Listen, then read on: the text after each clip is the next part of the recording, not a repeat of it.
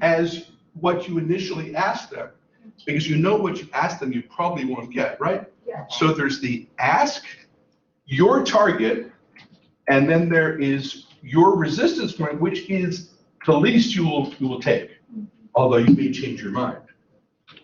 So the employer, the interviewer, the person who's offering the job, and the candidate both have ranges of values. And if you were to be deliberate, if you were to be courageous and prepared for the best and most successful outcome, you need to have in your mind what your target and resistance point are. You have in the back of your pocket, you've got this thing about what your alternatives are. So you think, well, if I don't get a job now, I'm going to spend the summer in the Caribbean and come back look for a job in September. So I'm excited about the trip to the Caribbean. I'm going to do that if I don't get this job. So you've got something in the back of your mind. But then you also have your target salary and maybe other benefit goals stated in terms of targets. You also have thought about what you want to ask initially, knowing that you won't get what you ask in most cases. The employer will have in mind how much they're prepared to pay, but they will start with a lower value. The negotiation process is the easiest if there's already, without anyone actually knowing it, there's an overlap in these ranges. That is to say, your target is easily satisfied, your resistance point is easily satisfied by their resistance point. That is to say, they're prepared to give you as much as you want. Now, sometimes there is no overlap. So the least you will take is more than the most they will offer. And you don't know that. You don't know that until you begin the process. So you might find that you're at an impasse and you have to think about whether you really want the job or not. Sometimes you realize that you can shake up the situation. That is to say, do something which is surprising. Offer evidence of a competency or skill that the employer didn't know you had. Employers often have a rather limited sense of the quality of universities. They begin with some assumptions about what the best school might be. And that's just, they don't have much information about that necessarily. You would have to demonstrate to them that you are much more special than they imagined you were. Something in your resume will pop out. And that surprise will kind of shift the character of the negotiation. Otherwise, if there's an impasse, it might be that you need a timeout. You can continue later, somewhat of a delay. You know that there's still interest in you, that you don't want to prematurely come to a settlement on all the issues. You should also hesitate to offer information about your previous salaries. Employers want to use that information to reduce the amount that they will be inclined to give you. Sometimes, of course, it increases the amount that they have to give you. But if they can find a way to offer you less, they will use that information. So don't volunteer that you're making less than you should be. In some cities and states, there are proposals to prohibit the employer from asking about prior salary information because of its impact upon consequences. So be alert to that. And try to use language in your conversation that indicates your self-confidence and strength. So you don't say, I really want this, please, I want you to give me this. That's not going to be very persuasive. The same way that when a student comes to a professor and says, I really want an A in this class, the professor looks at the student and says, excuse me, what is it? What is the part about your wanting that is to be recognized by an A? I mean, that's not the exchange.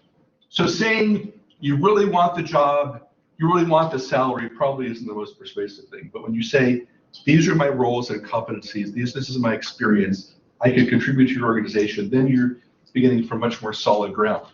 So you should also be aware of whether the industry or the employer has suffered some growth or decline recently, what sorts of things have happened to the employer, so that you know whether there's money in the bank or whether there's much more difficulty. If there are people being laid off and the company is downsizing, yet you want to get a job there, that obviously is bad news. And what are your minimum needs?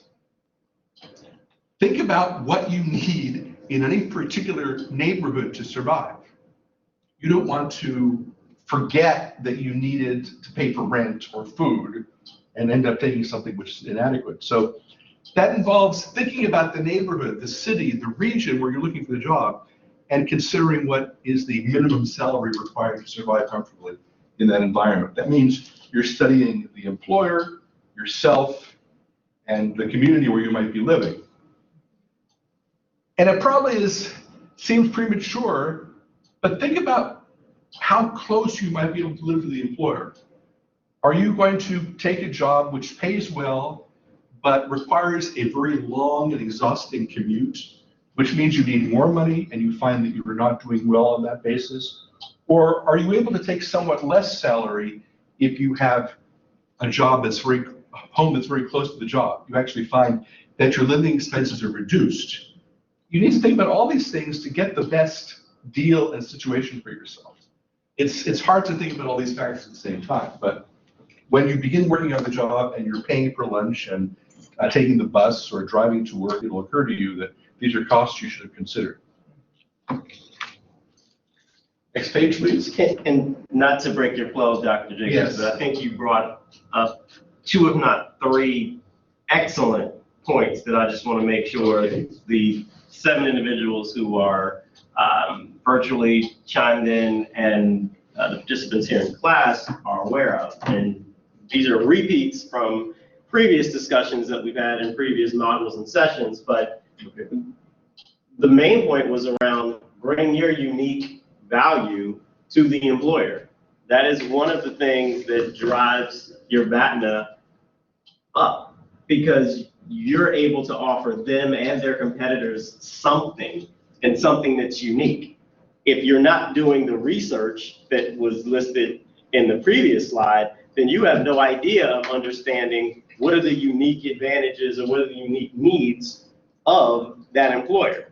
This is where your network becomes extremely important. If you know someone that works there, if there's a Morgan alum who works there and you have a general conversation and they let you know, oh, well, what we're really facing in the marketing department is blank. What we're really facing in the finance department is blank. What our industry is going through is blank. And you can relate that to something that you've done, something that you've studied, experience that you've had and been successful in before, you automatically become a added value and resource.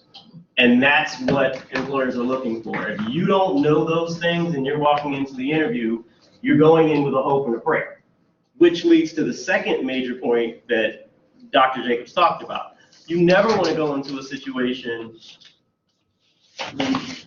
for lack of a better term, begging.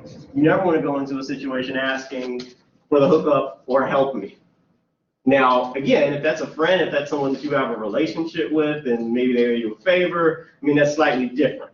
But if it's a matter of a professional opportunity, if it's a matter of, admission into school, if it's a matter of what have you, you want to make sure you're thinking through this and showing the value that you add. And that puts you in a much better position. Thoughts, questions around any of that or any of what Dr. Jacobs has shared thus far? Anybody virtually? What does BATNA stand for again? Best alternative? To a negotiated agreement. So it's a very good point. You may have gotten the job interview in part because of some connections. So you might have an internal network. The internal network, the Morgan graduates who are in the organization, both give you an advantage in terms of seeking the job, as well as having a way to give you information that can prepare you for the interview. So those networks are very important. The networks internally inside the organization communicate to the employer that they should rely upon their networks at Morgan. It reinforces the connection, and you have more information about the organization. Also, when you think about your roles, competencies, and environments, I mention that because it might be that the job has one title, but you can anticipate that there are other skills and functions that might be relevant to the job. You look at your list of roles, competencies, and environments, and you say, I'm applying for this. I want you to know that I also have this skill which is relevant to the job. Don't leave things off the table. Don't forget certain skills of yours that might be relevant. In HRM, people talk about knowledge, skills, and abilities. I think that the roles and competencies and environments give you a little bio for yourself that you can keep in your pocket and help sustain you in the process. Now, next page, please. Thomas Shelley was an economist at the University of Maryland who came up with an equation that can help you figure out some issues. He said that your power in bargaining is a ratio of the cost of employer disagreeing over the cost of the employer agreeing. If the employer will lose out on something big by not hiring you, that of course means that you have more power. Or if the employer can accommodate you relatively cheaply, then you have more power. Both the denominator and the numerator have value in this case. So if you're thinking about on what issue to really push your employer, think about the issues upon which it would be relatively easy for the employer to give you what you want. It might be that there's a very valuable thing that you want that the employer could give you very easily. When I was applying to teach at various universities, I wanted to make sure that my daughters had tuition assistance, and it took a while for the tuition assistance to come into play. So at one school I said, I would like you to start availability of tuition assistance on day one, not year 3. And that was something the employer could do really easily, and it was very valuable for me, although I didn't stay at that employer. But it was part of the calculation of what would work as a school for me. And tuition benefits, as you might consider for yourself and an employer, are worth a lot of money. Something else to think about in the mix.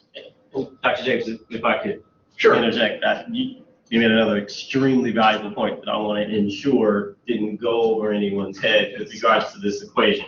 So what Dr. Jacobs essentially said was either have that unique value that essentially only you or a select few can offer your employer, or be able to undercut all of the other competition for that position. So be the one that's willing to accept the lowest salary. By show of hands, who would opt to take the lowest salary? Apparently me. In retrospect, would you make that same decision? Ask me that after this completes, and I can tell you that. It's a great company, and it's kind of to get your foot in the door, but I'm not sure that that was the best strategy. So this is a real life issue. It was a real life issue for you. It is currently, yes. I see. And it's, Please. I've been in a situation in which I had 3 possibilities to say where I was or go to one of 2 different schools. And that was really difficult decision to make.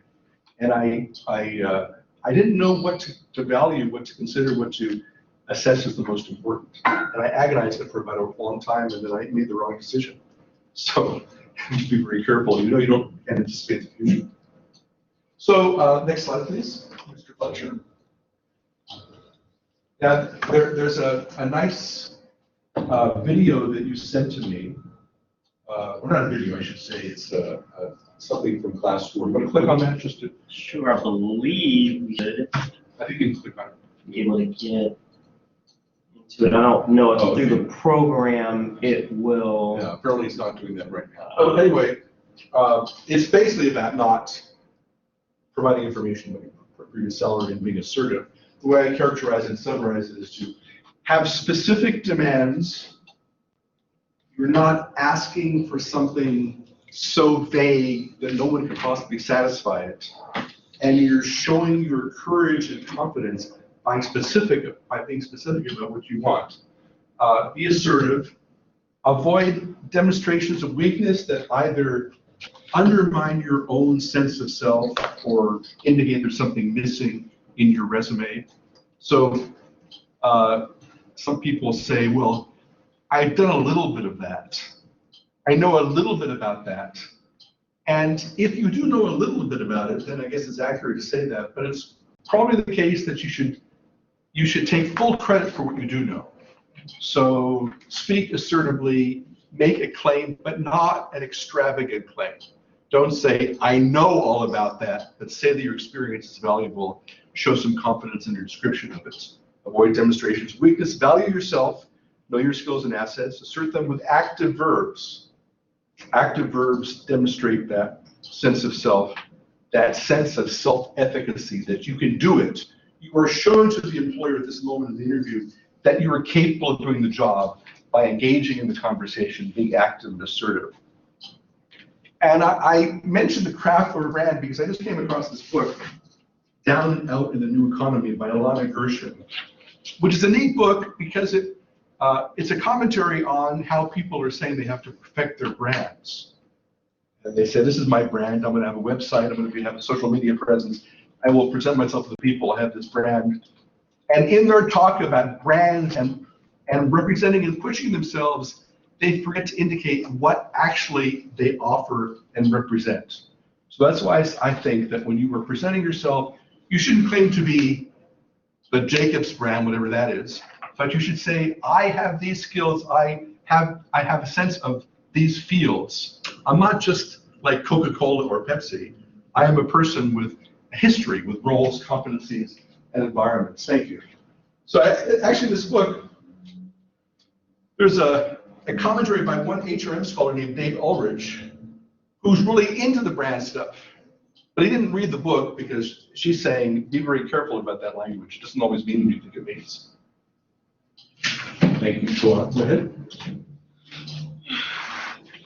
Oh, this is what I was talking about. This quote from Version about using a language that ends up diminishing ourselves and actually interfering with our ability to get where we want to go.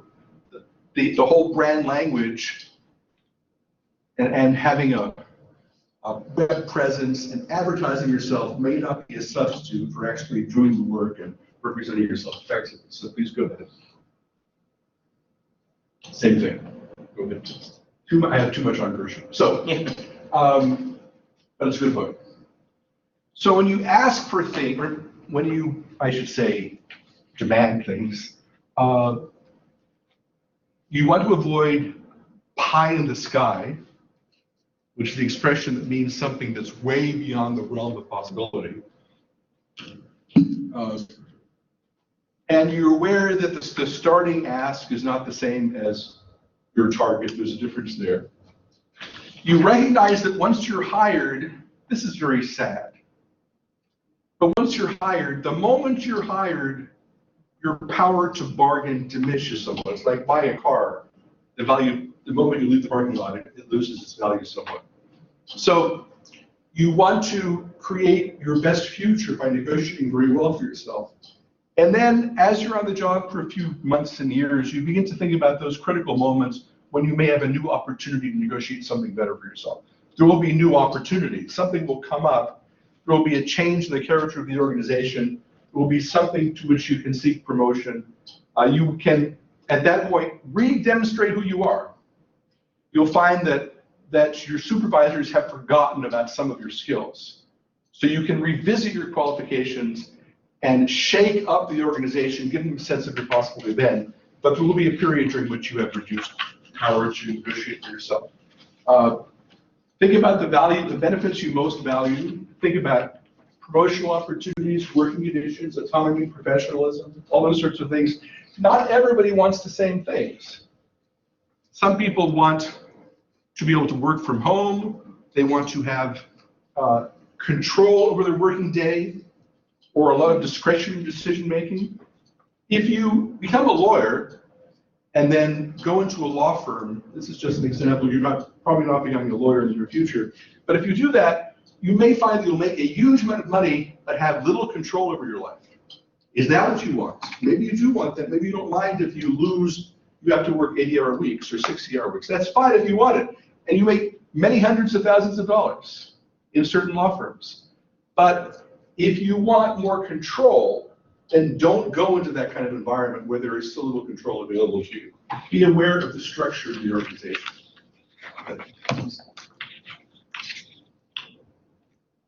A famous MIT scholar named Edgar Schein developed a model of different career anchors to help us understand what really motivates us. So think about these possibilities. Someone who is oriented towards the technical functional stuff, that is, you like building something or running a machine or developing software, you're aware of the function, that gives you a thrill, be aware of that. If you are really interested in autonomy and independence, then that's critical. You want a job that satisfies those criteria. Alternatively, it might be that you be entrepreneurial or creative. Jobs differ very widely on these dimensions.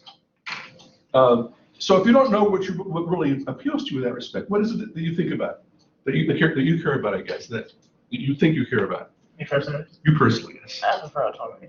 You like autonomy? Yeah. And you give something up for autonomy? Absolutely. I mean, you have to give to give. Yeah. So yeah, I would give up something. And what about, how would you define yourself now in terms of your experience and roles? Apart from being an MBA student, would you call yourself something more specific? Are you an accountant or an information tech person, or are you a manager? How would you describe yourself? Manager. Manager, okay. And that therefore, rising up the levels of hierarchy is a critical factor. That's how managers define themselves, by the number of people they supervise and the number of levels beneath them. So be aware of how the jobs differ in that respect. You might not want a very flat organization. A very what? Flat. I see. Some organizations don't have that many levels. And the people who are there want to have the freedom to move around and do stuff. But it won't satisfy someone who wants to perceive himself or herself rising up a hierarchy. What about you? How do you define yourself in terms of what you really want to do on the job? Sales. Sales. Okay, why do you like sales? I like the fact that I have more control over the amount of money that I direct. Control over direct the- commissions, you like that. And do you like being in your car and driving places? Is that part of it? No, hospitality sales to be specific. Okay. So I like being in certain venues. I like where I work matters a lot to me. Okay. You want pretty stuff around you? I do. I like to be there every day, all day. And if you took a great job that paid a lot and you realized suddenly, I don't like anything around me, that would be a bummer, wouldn't it? Absolutely. Because if I'm spending most of my life there, I'd like to enjoy it to a degree. That could be the structure of the office, the access to windows, all those things are really crucial. Because you'll be in this job for a while and you want to feel comfortable and enthused about it. So windows, nice chairs, all those sorts of things are important. Access to technology. If I could choose one thing, if I could change two things, I would move my home and Morgan State closer together. I'm hoping to move Morgan to my neighborhood. And I would also want to have an unlimited budget for travel. Nobody has offered me that, but I'm prepared to accept that it's offered to me. Okay, good luck. So does the job match your career anchor? I like to think about what I call flow. Flow is all the elements of input-output. What is coming from the job? Income, satisfaction, achievement, travel.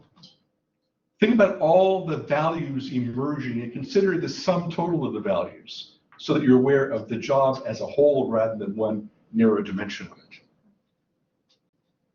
I think that's all I have at the moment. You have any questions? Any things you should challenge what I've said? So, Yes. So you say that it is easier to have these salary negotiations before you begin the job. Can you speak a little bit more on that? Well, Is that what? I didn't say that, but No, yes, I'm that sorry. goes to reason. I mean, you don't want to begin the job not knowing how much you'll be making. I remember taking a job in a bookshop when I was just out of college, and I didn't know what the regular hours would be. It really was. I had to work every day of the week for a while, and then finally, a colleague of mine went to the supervisor and said, "Excuse me, but do we ever get to work 5 days?" It wasn't a good situation because we were getting very tired. They were just opening up the shop. So there was a reason for the strange schedule. But no, you should know as much as possible before the day you begin the job. No, you do know it. Is it? Except in your case, if you're getting, you don't know in terms of what commissions you'll be getting. No, what it is it was on one of the slides. Okay, But, once you are hired, go back just one, please, Mr. Fletcher. Once you are hired, you're Oh, empowered me to oh, find. okay. That's what I'm speaking of Okay. specifically. So what- How so? Is it true that it can increase? when It's you start? possible, but what I mean by that is that in the initial hiring process, that's when you're able to get the best deal for yourself. That is when you are one person and the employer is looking primarily at you at that moment. So the employer doesn't want to lose the effort that has been invested in you at this moment. The employer is interested, so you strike while the iron is hot. When you're on the job, then now you're part of a group, and the employer is thinking about all the other people at the same time, and you have much less power relative to, in that situation, your power diminishes. It doesn't always happen. It could be that you are acquiring new skills or developing networks that are enhancing your value to the organization. So it's not necessarily always the case that your power will decline, but in most places, the employers have told me, the team's actually told me before, he said, get a good deal now, because I don't know if I'll be able to offer you too many raises very soon. That's the kind of stuff that I'm talking about. Yeah. And to emphasize, you're right. I mean, there'll be merit increases, especially based on performance. So your salary will go up, but most employers have ceilings and floors. So once you come in, you're within some sort of range and you're at a level or a band, and that's just kind of where you're going to be, unless you're promoted out of it or what have you. But think about it more from the position of, once you sign that offer letter, or once you accept, you can't go back after that and say, oh yeah, but I want more. This is that instance where they want you, you want them. And it's a moment of romance. Exactly. You think about it from use the analogy of dating, or maybe even marriage. There's that, will you marry me? And at that point, the question is, you're asking. So if there's some other things that you want, behaviors to change, things to be different, that's the moment where you say, blah, blah, blah. Once it's a yes, you're married. And that's it. So, if you allow me to use that analogy and example, does that clarify it? Yeah. That's the moment of romance, perfect way to describe it. And then you have to be aware of the fact that merit procedures are pretty fickle.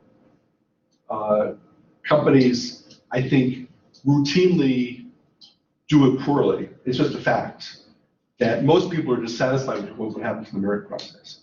So that means that you should be aware of the fact that 1 year you may really ace the process and get a significant raise, but there will be more fallow periods as well. So you can't expect the system to give you what you want all the time. You have to be prepared to continue negotiating and, of course, think about alternative jobs. And with regards to the performance and merit process, it's very subjective, and it's hard to have it because there's so many human aspects. We're humans as employees, managers are human, and perception, unfortunately, is reality in many cases. So you may be putting in a lot of hours, and in your mind, you're working hard, you're hitting all the objectives, you're exceeding expectations. The manager is the one who's doing the evaluating. So this is why it's very important to be on the same page with your manager and understanding expectations, understanding clarity, paying close attention to what does she like, what are her strengths, weaknesses, opportunities, and making sure that you're at all possible accommodating where it's right and fair management. And that's the easiest way to ensure the best performance review. But don't let a specific year or specific evaluation during a unit take all the energy out of it, because there will be probably some moments you don't get what you expect. You shouldn't let that change your sense of self. I have a daughter who's always calling me up and says, "I don't think I did well today. I don't think the boss likes me." I think and she's not secure about what she's doing. She has to have some confidence and recognize that she'll make mistakes and bosses will also make mistakes. Very true, and that tied into last week's session on emotional intelligence and workplace emotional intelligence. We talked through a few examples, about maintaining happiness, maintaining focus, and putting our best foot forward and being introspective when giving feedback, but at the same time not allowing that to define ourselves or take us off of who we are and what motivates us. I think about that in terms of maintaining not my brand, but my craft. That is to say, no matter what my boss tells me in an organization, I want to do my best for myself. So I want to continue growing and developing in that respect. That's a critical thing in myself that cannot be shaken by whatever happens in the organization. And then, of course, if you were thinking about your craft and developing yourself, when you go someplace else, you'll be prepared. You're not just a one company person. You must depend upon this one organization. So when you do get that offer letter, what is the next, let's say for instance, you get that offer letter and you're not at all happy with what is offered. The next step is what? You approach the tentative employer, prospective employer, and restart the negotiating I would phase? say this is a very good offer. I would be inclined to accept it right away if you sweetened it in this fashion. Okay. Yeah, exactly. The first thing is thank you, always. Whether you might feel insulted or whatever, it's thank you for the offer. And exactly as Dr. Jacobs talked about, whether it's I'd be most inclined to accept if, and then you list things that you want, or this goes back to the Glassdoor and other salary type resources that were shared.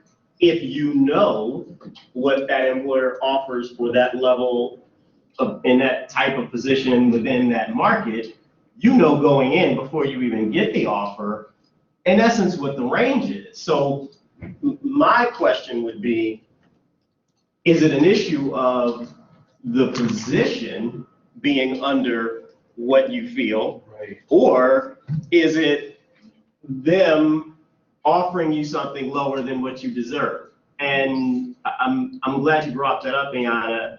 And Dr. Jacobs, I don't even know if you were aware of this, probably something, if you're not sharing, you may want to. Every student at Morgan State who has an eBear account has free access to Glassdoor. Oh. Full access to Glassdoor, meaning you can go in Glassdoor, type in again the position, city name, and it will tell you salary ranges and where you should be.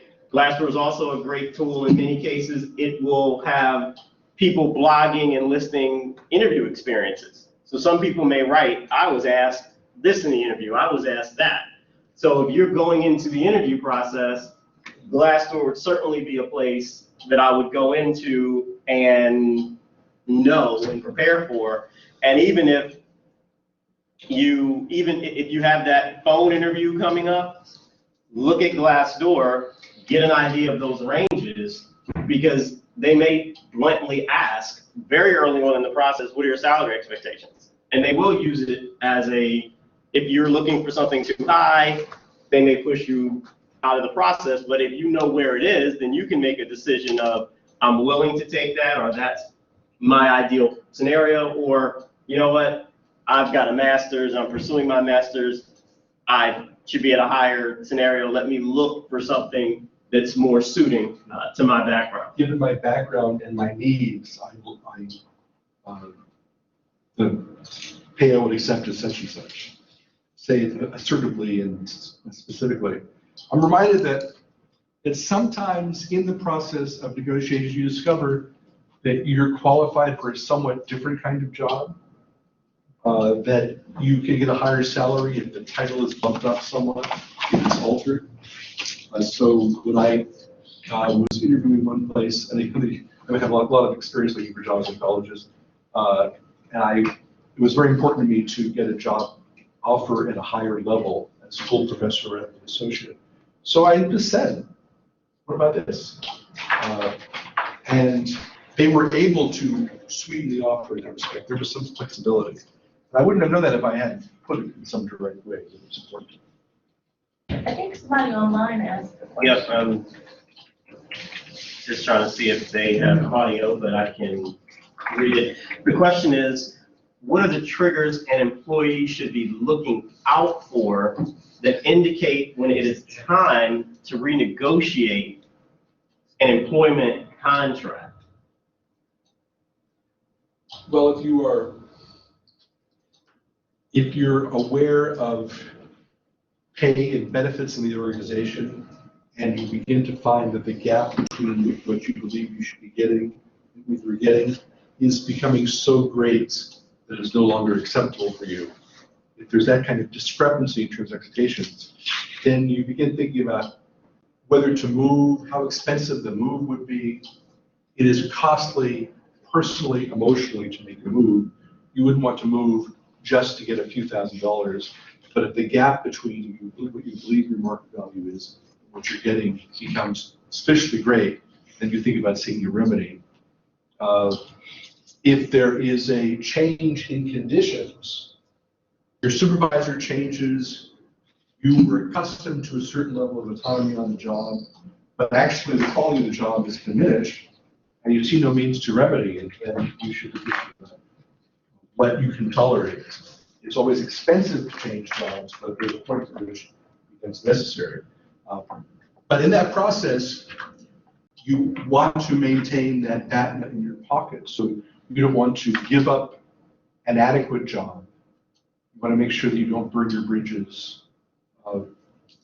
Sometimes you leave a job on such good terms that you know you can come back.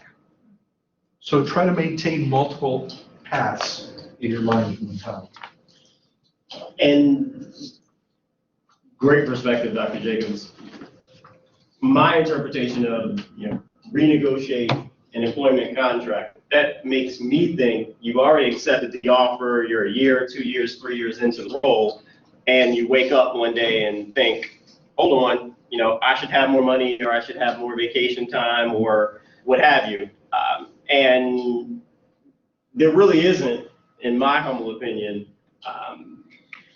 a mechanism to go in and say, oh, by the way, I deserve blank blank, and a manager or human resources says, oh yeah, you're right, thank you for bringing that to my attention. Here you go, effective next pay period, you have more whatever. There are individuals that drive that discussion. In certain times I advocate this, most of the time I do not advocate this, but there are individuals that will go and get another job offer just to come to their current employer and use it as an opportunity to get more money. Now, you have to handle an unpredictable process. It's a predictable process. And Unpredictable. Unpredictable, yes, right. Because if you go in and say, I have been offered another position, you run the risk of the employer seeing you as being disloyal, and you have to be prepared that if you take that position and your current employer does not match the offer, to go. And if all of that works out, meaning your employer matches the offer and then you accept it and stay, a lot of times the perception is tainted as, again, someone who's not loyal. So maybe you're there and you have the salary, but you're not as well thought of, or you're not on that high potential promotion list like you were before. So it can be a very unpredictable process, but those are the things that begin to drive those conversations. If you get promoted or you're offered an opportunity to be promoted, that's probably the best time to begin to have those discussions of, but technically it's not a renegotiate, that's a negotiate for a new role. But very seldom will you walk into a U.S. employer and simply make a strong case to give more and they say, okay. It's a negotiation and you have to have a point of power. You can visualize it as kind of an open enrollment period. There might be a moment that comes, a situation that arises, that gives you a chance to negotiate for some changes. But it won't be an ordinary day in the organization that you have that power to make things significantly different. Let's see, we're going through questions. One thing I'll make sure we didn't necessarily stress that I want to make sure we stress, and that is the first point here in next steps. Get the offer in writing. I have It's more likely an email these days. Well, that's true. And an email is fine, that's documentation, that's writing, but make sure all the key factors, salary, vacation time, whatever's key and important to you, what type of health, vision, all those benefits are there and listed. I have known individuals who have been employed, who have gotten a verbal offer from an employer, gone in and turned in their letter of resignation to their employer. And for some reason, maybe it was something unexpected in the background check that wasn't even them, there was some cross, whatever, maybe there was just, and then the new employer, or what they anticipated to be the new employer, had to rescind the offer, and now that individual's unemployed because they already resigned from the current employer, but the new employer has rescinded the offer. So you make sure you have everything in writing before you turn in a letter of resignation. When I thought I was about to get the offer from Morgan, the recruiter, the chair called me up and said, can you give me a copy of your resume? I thought, wait, have we suddenly gone back to ground zero? Yeah. And it was, there were just elements of the process that it wasn't an issue. It wasn't a big issue. Someone didn't have a copy of my resume, so they needed it. But you should be aware that things can fall apart. So it's good to have, you need to have the assurance and the document about hiring before you lose anything else. Any other questions? Okay, a little bit of a new process that we are piloting for those of you all that are in the course currently. To take attendance, we are using a QR code system. So I actually have a copy that I can pass to those in class.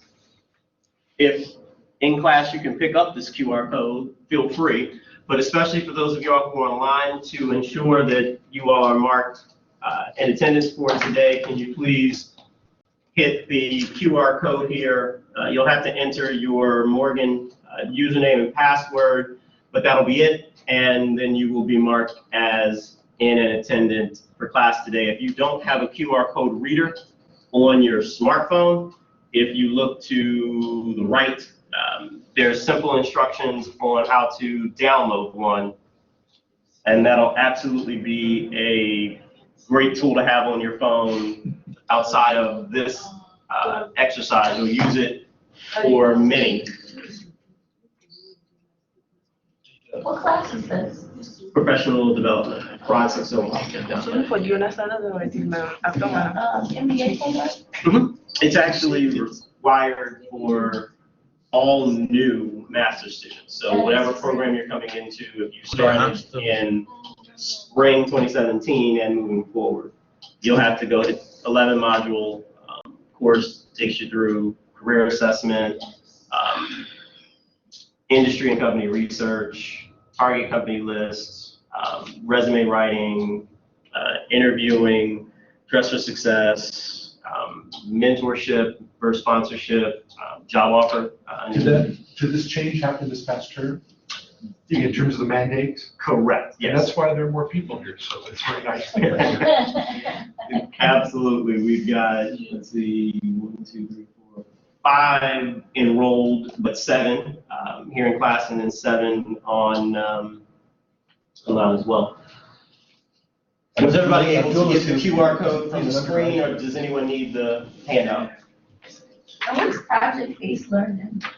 Project-based learning is You're welcome, guys. Frankly, what we found is that there are many students coming into the master's program here that are bright, innovative, creative, and are making the grade, doing well in the classroom, but they don't necessarily have 3 years, 5 years, 10 years of experience. And when they've gone and interviewed for full-time offers, when they've gotten offers, we've seen that they've been below the average for master's students. And the rationale from employers is, it's great that you have the theory, but you don't necessarily have the real world experience. And what we've done to bridge that is we've looked at us being a full-time but evening program and said that if students are in the program and working full-time, then they're gaining that experience. This won't affect them. But if there are students in the program who aren't necessarily working, we've developed project-based learning where we're working with area small businesses, nonprofit organizations, corporations, government agencies, and linking them up with opportunities that are in line with their career interests. So while you're in the program, class 6 to 9, 2-3 days a week, between 8 and 5 or what have you, you can go and bring those things that you're learning in the classroom directly into an organization. That way, the 2 years that you're in the program, you're gaining the work experience. So at the time that you're seeking full-time roles and opportunities, salaries will be in line with the competitive market for master's students. So it actually this afternoon, we're having our second master's career day where many of the companies coming looking for summer interns as well as fall opportunities and some full-time, they'll be talking about their projects and what they'd like to do over the summer and in the fall. And in many cases, project-based learning is a volunteer scenario currently. There are more for the summer and fall that actually will have pay associated with them, but the real value and experience there is around the experience and being able to list on the resume, I've done X number of months, years in this role and added value by blank, blank, blank. Maybe you could negotiate some pay when you get one of these internships. Exactly, very much so. But we're trying to do, our role in part on the front end to set that up and making positive strides. So project-based learning is also phenomenal because you may think that you want to go into accounting. Your career assessment may say you want to go into hospitality sales, but doing it for a summer or a semester, you may realize it might not be what you thought, and there may be something else. So we want to make sure we're giving students coming through the grade school master's programs that real world experience and even build from the strong classroom and theory that exists. So once you do graduate, Yes. at what point should you expect your salary to match that of graduate school graduate? Very interesting question. And to be blunt about it, I don't know depending upon how what you've done, when you've accepted, it possibly might be that you never make it up. And I'll give this example. There was a student who spoke with a corporate partner of the grade school last September. And the recruiter asked the student, what do you expect to make when you graduate? Now, let everybody know that if a company is asking you that question, that's a good thing. They're not going to ask you that if they're not interested in you and they're not already thinking about there may be a place in their organization for you. So being asked that question is a good thing. This is why you want to know the research around the positions. Because the student said, and I'm using rhetorical numbers, oh, no, probably about 65, 70. Well, I talked with the recruiter afterwards, and we were discussing, oh, who'd you really like, and blah, blah, blah. And the recruiter said, yeah, really like that particular student. And oh, by the way, the role that I'm thinking about that student coming into starts at 90, but they're looking at 65.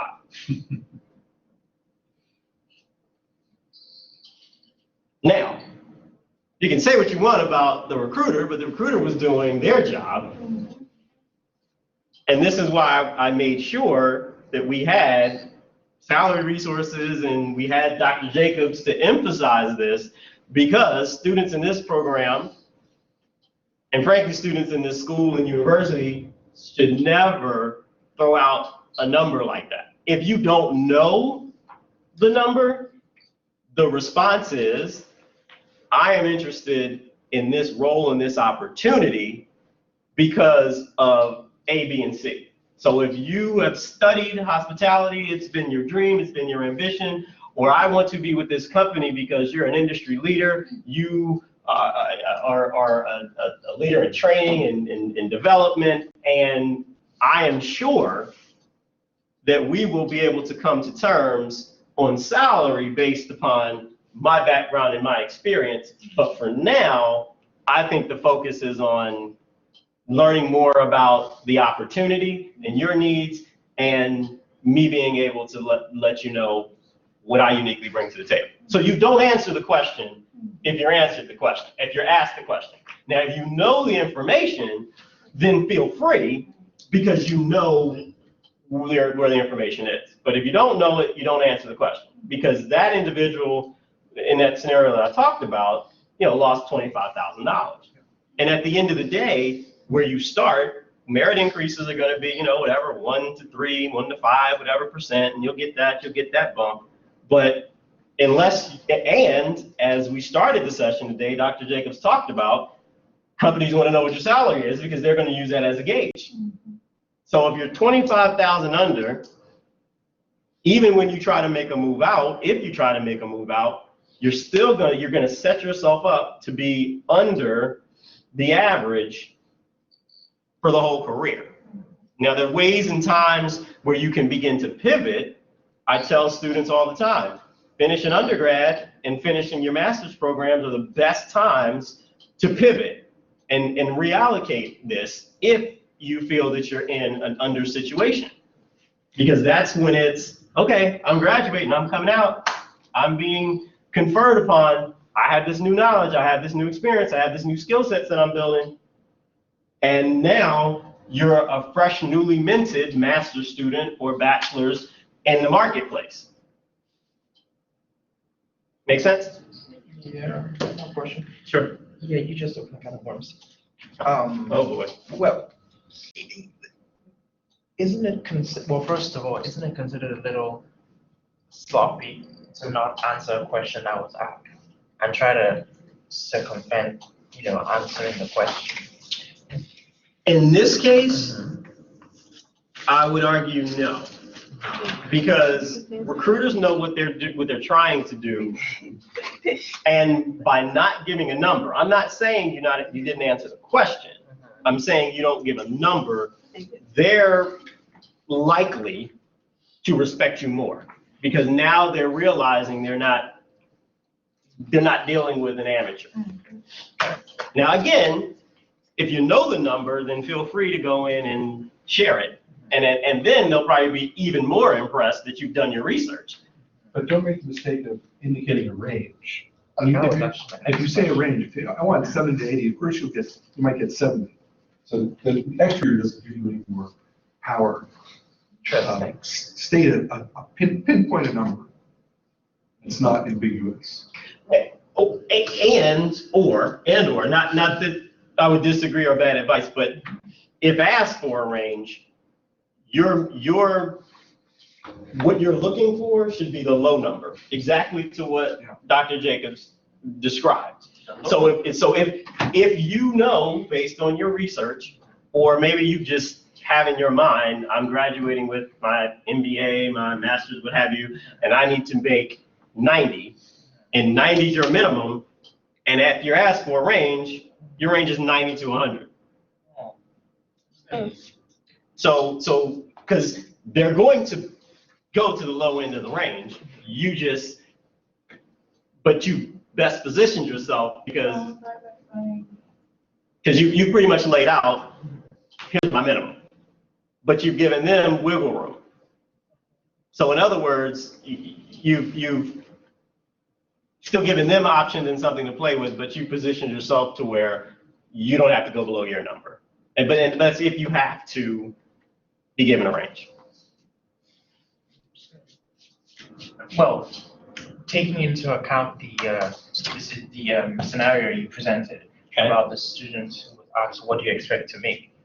In that kind of situation, unless I misunderstood, the person was asking what do you expect to make as a graduate, as someone who has just graduated, not necessarily in that person's company. Right. So the student might have an idea of what a recent MBA student should be making, for example, but then that might be way beyond what that particular company can offer. So wouldn't you might end up, if you give a specific number as opposed to giving a range, wouldn't you end up coming across as aloof?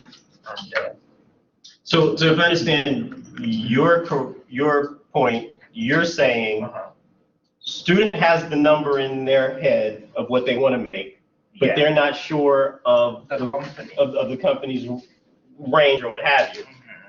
Yeah. If, frankly, in my opinion, if the fear is you stating your number of 90, which you think may be too high, but could possibly be something that an MBA student can make, an MBA graduate can make. So it's not outside of range possibility, but it's not in line with that company is offering. Then my challenge to that student's thought process is, would you really want that job if it was not at your minimum salary? And if the answer is yes, then you haven't clearly thought through your minimum salary. If the answer is no, then you haven't lost anything by saying, I want and deserve 90, and that employer is saying, well, sorry, we can't do it, because you're not even interested in that opportunity anymore, because you're interested in opportunities that are 90 and above. And this, again, is why it's very important to know what you want to do, have done the research around the ranges of those positions. When Ayana was asking the point earlier about, and my response was around, is the issue that they're trying to underpay you, or is the issue that maybe this market, this industry, or this particular position might be under what you feel you deserve? So that's why it's very important to know the picture of what you're trying to do and what can happen within those ranges. Ayana talked about sales as one of the things that she wanted to do. She may be able to leverage her master's into all types of sales opportunities, medical sales, pharma sales, you name it. Now, those are positions that, maybe in the range of $110,000, $120,000 a year. She may say, but I really want to do hospitality. Okay, hospitality range might be at 50, 60. If that's what she really wants to do, then she's making those decisions. But it's about empowering yourselves as master's students, and as you're identifying what you want to do, paying very close attention to those ranges and what happens within that world. You want to go into consulting, I happen to know. There's a big difference between McKinsey, Bain, BCG, and the neighborhood consultancy that's XYZ, ABC, Inc., and benefits and salaries and all that. So there's no wrong answer in this. You may prefer being in a smaller organization because of the autonomy piece that you spoke about. But you guys have to know and understand these things to make the right decisions for yourselves. So when you walk across the stage, you're prepared and ready for a job offer, and it's the right job offer, and it's putting you in a position that fulfills you, makes you happy, and takes you to where you want to go. Does that clarify? It does. Sometimes you have to get your foot in the door, as they say, which means even accepting a job that is not quite what you want to do because you understand it to be on the promotional path to what you want to do. So there are chances where you might accept something which is not the same salary, but in fact it puts you in an internal labor market that gives you a good chance of being promoted to the job that you do want. I think I may have a student coming in 1:30. Sure, no problem. But if you have any questions for me still in the future, david.jacobs@morgan.edu, easy to reach me. Thanks so much, Dr. Jacobs. Thank you, Dr. Always a Jacobs. pleasure. Thank you very much. Thanks. See you later. Absolutely. Thank you. Thank you. And if everyone was able to get the attendance in, that will be the end of our session today, unless there are other questions. Thanks everyone for the time and your participation in the Spring 2017 Professional Development course. Oh, you got this. Of course. Good notes. I don't know if you need. Of course. We probably need one more. It has to be. Why? Next.